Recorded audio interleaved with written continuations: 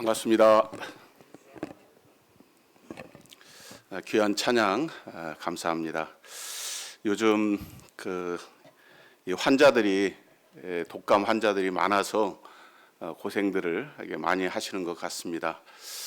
어제 그저께 목요일 날 우리 CTI 훈련원 졸업식도 있었고 우리 김동성 형제님 귀한 어렵게 출산한 자녀도 오늘 처음 이렇게 교회에 나오게 됐고, 우리 엄재희 모치님 오랫동안 고생하셨는데 이렇게 교회에 나오셨습니다. 많은 분들이 이렇게 건강상 또 출타하시고 이런 가운데 있습니다. 어느덧 2023년도가 한 해가 다 저물어 가는 것 같습니다. 지난 한 해를 이렇게 돌아볼 때 우리가 가장 소중하고 가치 있게 여기고 우리가 무슨 일을 어떻게 했는지 참 순식간에 이렇게 지나간 것 같아요. 항상 돌아보면 한 것 없이 한 해가 지났구나, 뭐 이런 덕담 비슷한 것을 하는데 저 또한 그런 것 같습니다. 그래서 올 한 해 올해 마지막 말씀을 어떤 말씀을 좀 전하면 좋을까? 우리 믿음의 신앙의 최고로 여기는 것이 무엇인가? 저희들이 주 첫날에 이렇게 모이는 목적이 어디에 있는가? 뭐 이런 생각을 하면서 지금까지 오랜 세월 반복되고 또 말씀을 따라서 자주 나를 기억하라고 하신 주님의 말씀에 순종해서 저희가 걸어왔던 믿음에 대하여, 예배에 대하여 좀 돌아보기를 원합니다. 예배의 본질이 어디에 있고 예배를 우리가 어떻게 생각하며 또 어떠한 예배를 드려야 되는지, 너희를 불러 우리 주 예수 그리스도와 더불어 교제케 하신 하나님은 미쁘시도다. 고린도전서 1장 9절의 말씀인데, 저희들이 하나님과 우리 주 예수 그리스도와 더불어 또 우리 형제 자매님들과 더불어 교제케 하신 하나님은 참으로 신실하시고 미쁘시다. 왜 사도 바울이 고린도 교회에 그렇게 말씀하셨냐면, 고린도 교회는 참 부족한 것이 많았습니다. 세상적으로도 그렇고 또 교회 안에서도 그렇고 그들이 부족한 것은 없었지만 하나님 보실 때 연약하고 부족한 것이 많죠. 어쩌면 저희들의 모습과도 비슷할지 모르겠습니다. 많은 것이 풍족하고 또 우리가 누리고 있지만 우리 삶을 돌아보면 참으로 부족하고, 하나님 보실 때 우리를 불쌍히 여겨주시고 그 은혜 속에 우리를 두지 아니하시면 우리가 존재할 수 없는 그러한 자들임을 고백하고 시인하지 않을 수가 없습니다.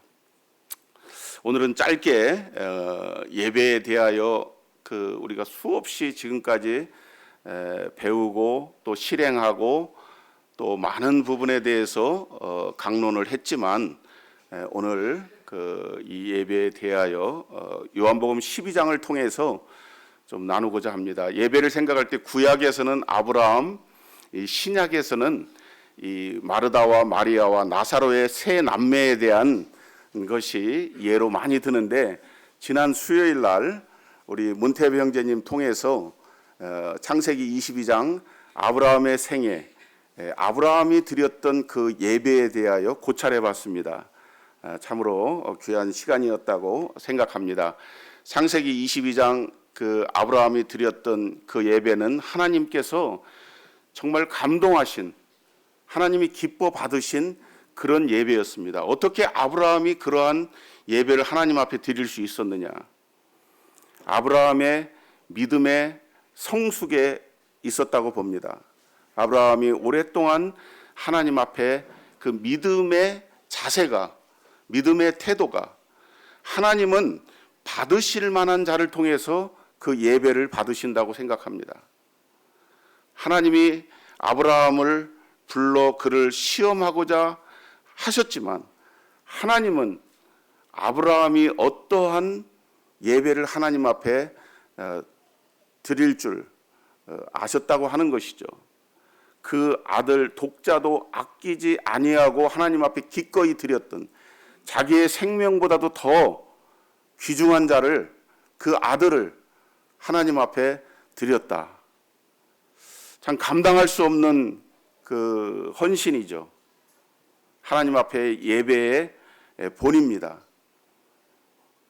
우리는 정말 나에게 가장 소중한 것, 가치 있게 여기는 것, 명예, 권력, 재물, 시간, 나의 가장 가치 있는 것 중에 어떤 것을 하나님 앞에 드릴 수 있는가? 자원함이 아니라 하나님께서 요구하시는 것을 나는 기꺼이 드릴 수 있는가? 그것은 믿음의 절대적인 성숙한 자만이 드릴 수 있는 것입니다. 역사는 퇴보한다고 하는데 우리의 믿음은 날로 새로움을 입는 것입니다. 우리의 겉사람은 후패하지만 우리의 육신은 날로 쇠약해져 가요. 생로병사다 그러는데 우리의 영은, 우리의 속사람은 날로 새로움을 입는다고 하는 것입니다. 아브라함이 100세가 되어서 그가 연로하고 힘이 없었지만 하나님은 그에게 그 아들 이삭을 제물로 바치라 했을 때 아브라함은 성숙된, 그 안에 계신 그 하나님의 어떠하심을 알았기에 그 아들을 드릴 수 있었다고 하는 것입니다. 오늘 요한복음 12장에서는 신약의 아주 귀한 예가 여기 나오기 때문에 본론을 바로 좀 말씀을 드리겠습니다. 예배에 대한 강론보다 요한복음 12장을 통해서 우리가 예배에 대해서 좀 생각해 보고자 합니다. 1절에서 몇 절을 읽겠습니다. 6월절 엿새 전에 예수께서 베다니에 이르시니 이곳은 예수께서 죽은 자 가운데서 살리신 나사로가 있는 곳이라. 거기서 예수를 위하여 잔치할새 마르다는 일을 하고 나사로는 예수와 함께 앉은 자 중에 있더라. 마리아는 지극히 비싼 향유 곧 순전한 나드 한 근을 가져다가 예수의 발에 붓고 자기 머리털로 그의 발을 닦으니 향유 냄새가 집에 가득하더라. 제자 중 하나로서 예수를 잡아줄 가롯 유다가 말하되 이 향유를 어찌하여 300데나리오에 팔아 가난한 자들에게 주지 아니하였느냐 하니 이렇게 말하면 가난한 자들을 생각함이 아니요 그는 도둑이라 돈꾀를 맞고 거기 넣는 것을 훔쳐 가미러라. 예수께서 이르시되 그를 가만히 두어 나의 장례할 날을 위하여 그것을 간직하게 하라. 가난한 자들은 항상 너희와 함께 있거니와 나는 항상 있지 아니하리라 하시니라. 이 내용 너무나 잘 아시는 말씀입니다. 신앙의 믿음의 최고봉이 예배다 이렇게 우리가 말할 수 있는데 예수님께서 이 요한복음 1장에서 12장까지는 믿지 않는 자들을 향해서 복음을 전하시고 이 공생애를 사셨던 그런 내용이 12장까지 나옵니다. 오늘 12장을 읽었는데 이제 13장에서부터는 주님께서 십자가에 달리시기 6일 동안 이 제자들만 상대하셨습니다. 제자들에게 아주 귀중한 그 마지막의 가르침과 본을 보이신 내용이 나오는 것입니다. 이제 예수님께서 6월절 엿새 전에 6일 전에 이 베다니의 세 남매의 집에서 초청을 받았습니다. 예수님을 위하여 잔치했다. 예배는, 잔치는 예배와 우리 주님을 높이고 주님을 칭송하고, 예배라고 하는 것은 한마디로 정의하면 이렇게 정의할 수 있겠죠. 많은 정의가 있겠지만 하나님을 아는 것만큼 하나님께 감동함을 입어서 아뢰는 것이다. 우리가 이 세 남매가 앞에 11장에서도 이 부활과 생명의 장, 이 나사로가 죽었다가 예수님으로부터 살림을 받았잖아요.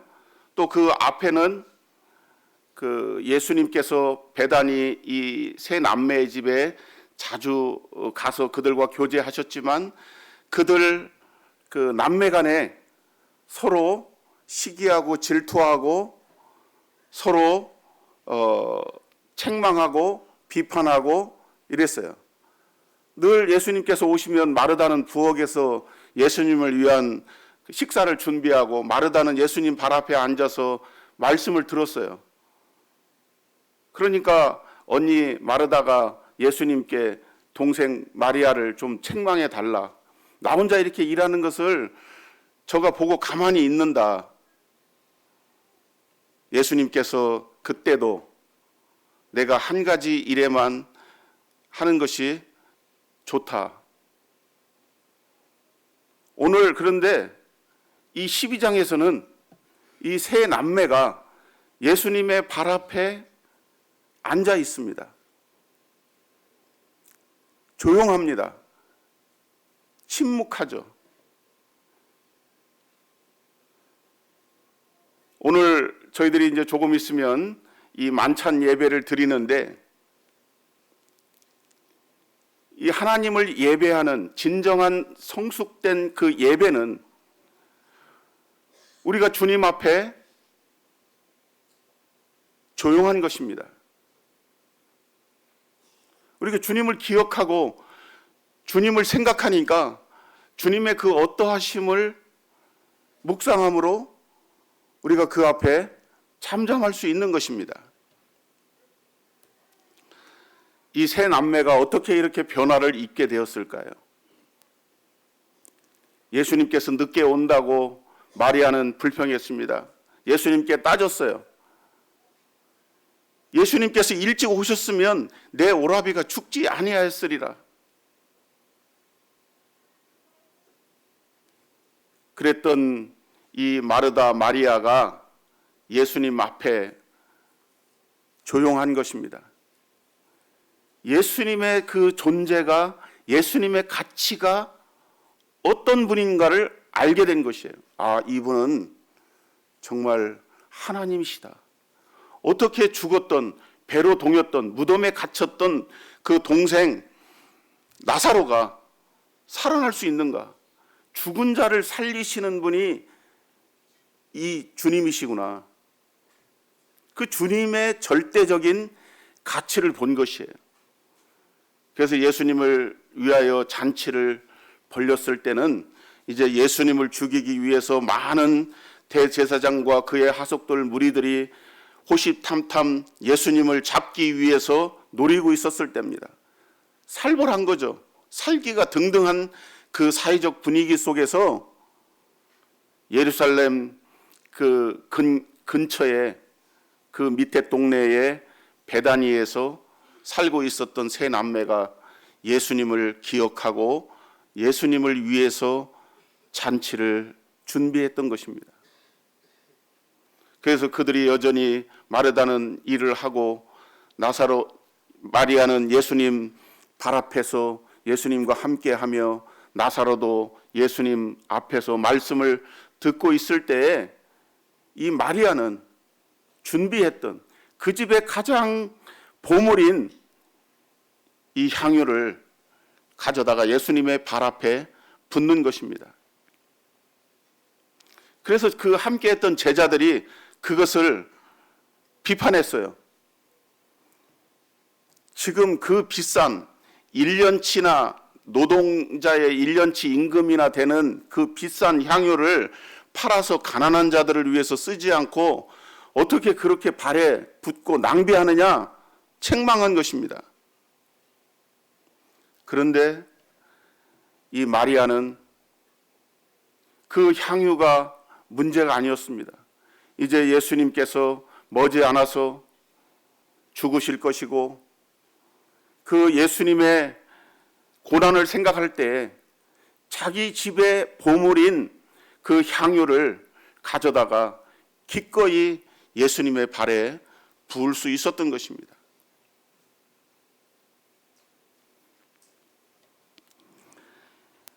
우리가 온전한 이 예배를 드리게 될 때에, 우리가 주님을 온전히 쫓아가는 삶을 살게 될 때에 형제들로부터, 세상으로부터 비판을 받습니다. 판단을 받는 거예요. 우리가 주님을 쫓아가되 적당히 쫓아가라.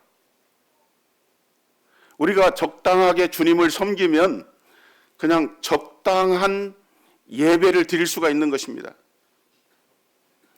우리의 예배가 변해야 우리의 삶이 변하고, 우리의 삶이 변해야 우리 예배가 변하고, 예배가 변해야 예배가 성숙한 예배를 드려야만이 교회가 변화한다.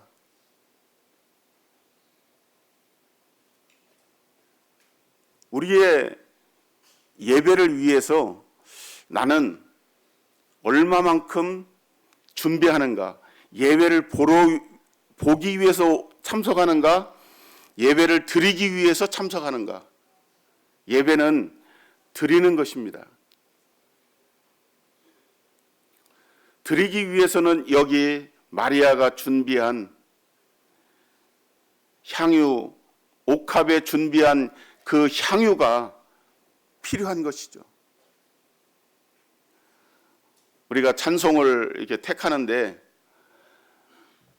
우리가 감사를 이렇게 드리는데, 준비되어 있지 않은 것을 드리게 되면 행설수설하게 되는 거예요.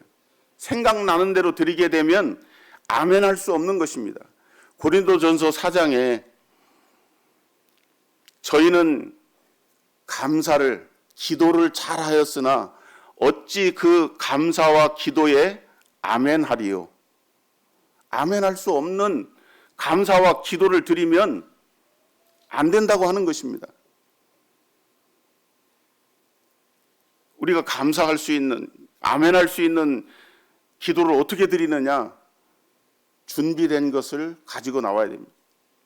어떤 때는 한 곡의 찬송을 택하기 위해서 성경 찬송가 한 권을 다 뒤지는 적도 있습니다.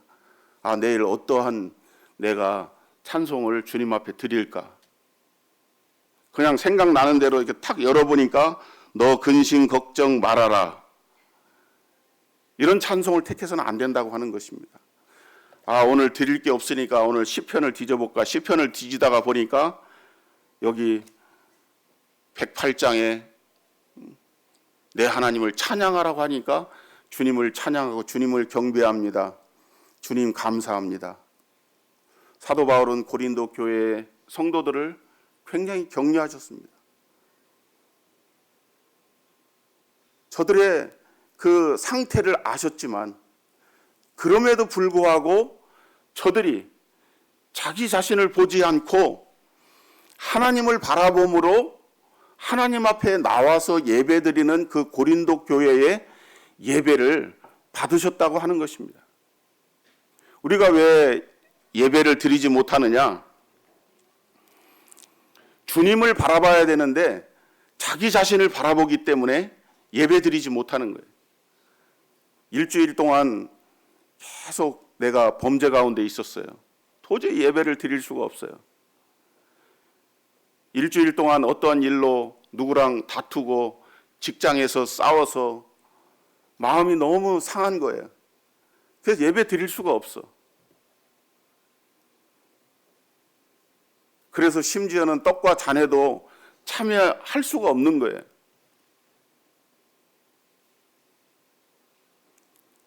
주님께서 너희가 범죄하지 아니하였다면 너희가 스스로 거짓말하는 자다. 우리가 우리 죄를 자백하면 저는 미쁘시고 의로우사 우리를 모든 불의에서 깨끗게 하시고, 요한일서 1장 9절의 말씀이죠. 우리가 회개하고 뉘우치고 그 떡과 잔에 참여하는 것입니다. 뉘우치지 않고 회개하지 않는다고 하는 것은 교만한 것이에요. 주님을 바라보지 않고 자기 자신을 바라보기 때문에 우리가 주님 앞에 나가지 못한다고 하는 것입니다. 여기 마르다와 마리아가 정말 그 주님을 위하여 잔치할 때 그 심령이 어떠했겠습니까?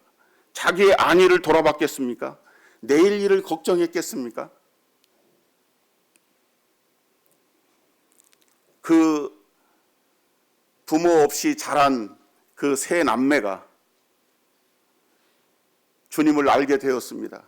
주님을 알았지만 여전히 미숙한 가운데에서 주님과 함께 했습니다. 어느 날 그 동생이 죽고 이제 극한 슬픔 가운데 있을 때 주님이 오셨습니다. 여전히 주님을 원망했지만 주님께서 그 동생을 살리는 것을 보고, 아, 이분은 죽은 자를 살리시는 하나님의 아들 메시아 주님이시구나. 목숨도 아깝지 않은 것입니다. 우리의 믿음이, 우리의 신앙이 이렇게 성장해야 되는데, 가만히 생각해 보면 우리의 믿음과 성장이 처음 구원받았을 때하고 지금하고 이 퇴보해 가는 것 같을 수도 있어요. 왜? 세상에 많은 때가 오염이 묻어서. 그래서 우리는 자주 이 씻음을 받을 필요가 있는 것입니다. 언제? 가장 씻김 받기 좋은 시간은 이 예배의 시간이에요. 성령의 임재와 충만하심과 감동하심과 하나님의 말씀의 선포와 수많은 사람들이 이 예배를 통해서 믿음의 영적인 회복함을 입습니다. 믿지 않는 사람들은, 오늘 이 잔치에 두 무리가 있었습니다. 한 무리는 이 나사로를 죽이려고 하는 무리가 있었고, 한 무리는 나사로로 인하여 그 유대인 중에 믿은 자들이 많더라. 우리의 이 예배에 믿지 않는 자들이 참석해서 우리 예배를 보고 예배와 함께 하면서 저들이 감동함을 입습니다. 저도 오래전에 그런 경험이 있어요.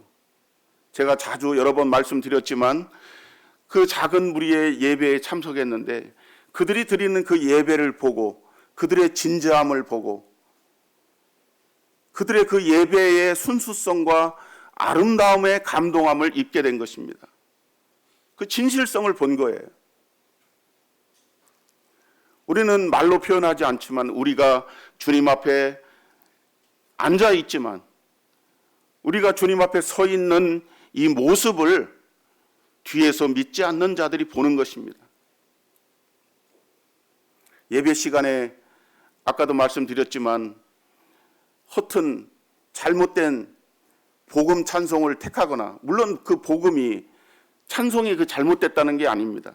그 시간에 합당한 찬송을 택하지 않거나 감사가 아니고 간구를 하거나 자기를 위한 회개의 기도를 하거나 이게 합당하지 않다고 하는 것입니다. 또한 우리가 경솔하게 경망스럽게 주님 앞에 나갈 수 있습니다.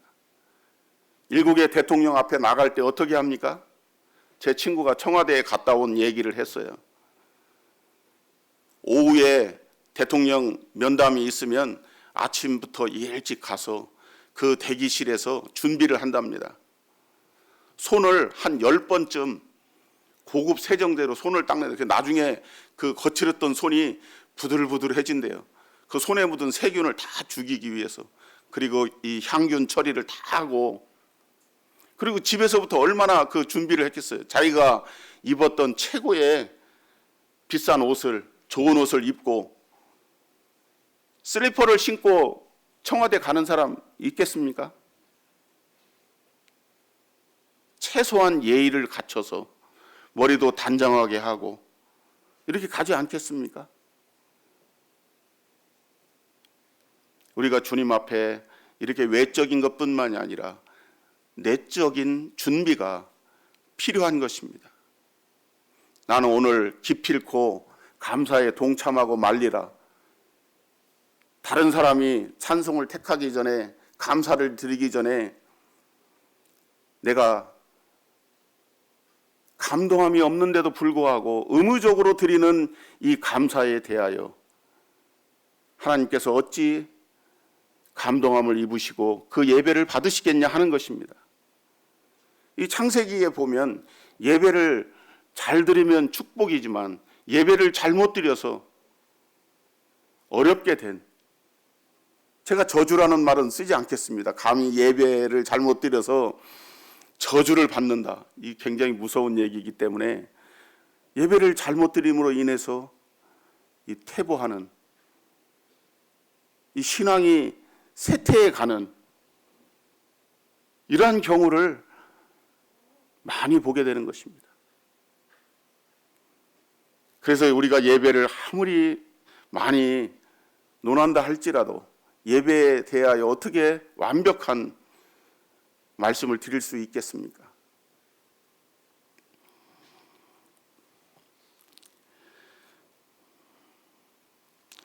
향유를 부으니 향유 냄새가 온 집에 가득하더라. 우리 형제님들의 이 감사의, 감동의 이 기도가 향연이 올려져서 잠잠하라고 가르침을 받은 너울을 쓴 우리 자매님들이 정말 그 감사의 깊이에 푹 빠져서 시계를 자주 보는 그러한 일이 있어서는 안 될 것입니다. 오늘 몇 명 감사를 드렸나, 그 숫자가 중요하지 않습니다. 우리는 이 세상의 많은 그 교회들 가운데 아주 작은 무리들입니다. 오늘 주님께서 여기 몇 명과 함께 이 예배를 받으십니까? 마리아 세 남매와 제자들과 몇 명의 그 믿지 않는 유대인들, 또 나사로를 죽이려고 하는 믿지 않는 무리들. 그런데 이 제자들과 이 세 남매를 통해서, 너무나 작은 그 무리들을 통해서 예배를 받으시는 주님, 몇 명 감사드렸느냐가 중요한 것이 아닙니다. 우리는 예배의 형식을 자꾸만 따지려고 하는데 그래서는 안 될 것입니다.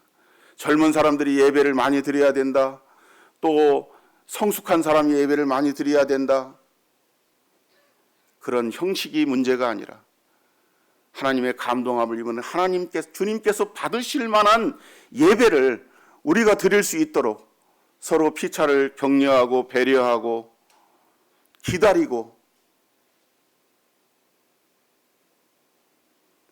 최대한 이 예배가 주님이 보실 때 질서 있는 그러한 예배를 드려야 합당할 것이라고 생각합니다.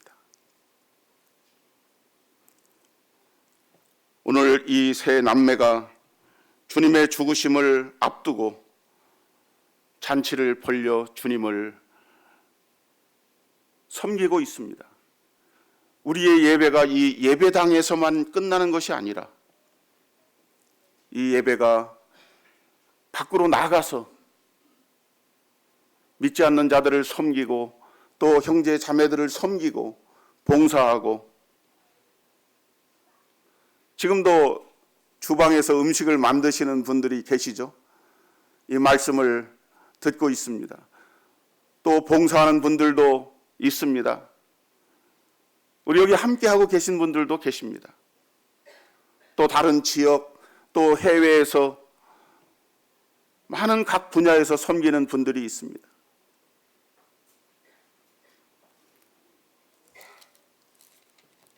주님께서는 이 모든 것을 더불어 예배를 받으십니다.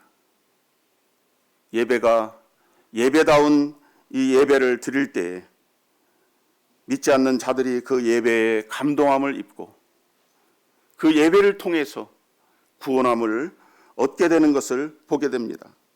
주님은 우리의 마음을 우리가 최선을 다하는 그 중심을, 우리의 마음을 받으신다고 하는 것을 알 수가 있습니다. 예배를 위해서 성경을 많이 묵상하고 준비하고, 그리고 주님 앞에 이 현장 예배, 현장에 나와서 정말 주님을 계속 의지하며 우리가 주님을 붙들 때에 주님 앞에 한마디 두마디라도 예배를 드릴 수 있지 않는가. 우리의 신앙이, 우리의 믿음이 계속해서 이렇게 주님을 따라가는, 쫓아가는, 그래서 주님 오실 때까지 우리가 드리는 이 예배는 상징인 것입니다. 우리가 이 상징물을 가지고 주님이 오시는, 다시 오시는 그날까지만 이와 같은 예배를 드릴 수가 있습니다. 머지않은 날에 주님을 여기 세 남매처럼 주님과 함께 주님의 그 손과 발을, 못자국과 창자국을 보면서 우리가 주님 앞에 예배드릴 날이 머지않았고, 그날을 우리가 기다리면서 우리의 예배를 소중하게 여기고, 예배 때문에 많은 값진 희생, 건강상 특별히 어려우면 이 예배 억지로 안 되는 것입니다. 또 만부득이한 그런 경우 있습니다. 그런데 우리가 그렇지 않음에도 불구하고 내 개인 사정 때문에 내가 여행을 가기 위해서 그 주일을 껴서 여행 가시고 주일날 애경사에 참석하시고 이런 분들을 그렇게 제가 비판하고 싶지 않습니다. 하지만 우리가 지혜롭게 최선을 다해서 직장에서 또 그러한 집안의 일들로 또 여러 가지 자기의 개인적인 사정으로 다 형편 사정이 다르지만 우리가 얼마만큼 이 예배를 소중하게 여기고 예배를 위해서 나는 어떠한 대가를 지불할 것인가를 생각할 때 우리가 그 어떠한 것도 예배를 위해서 드림에 아깝지 않다고 하는 사실을 다시 한번 생각합니다. 오늘 그 광고와 여러 가지 또 만찬 예배가 있기 때문에 말씀은 이 정도에서 줄이겠습니다. 감사합니다. 수고하셨습니다.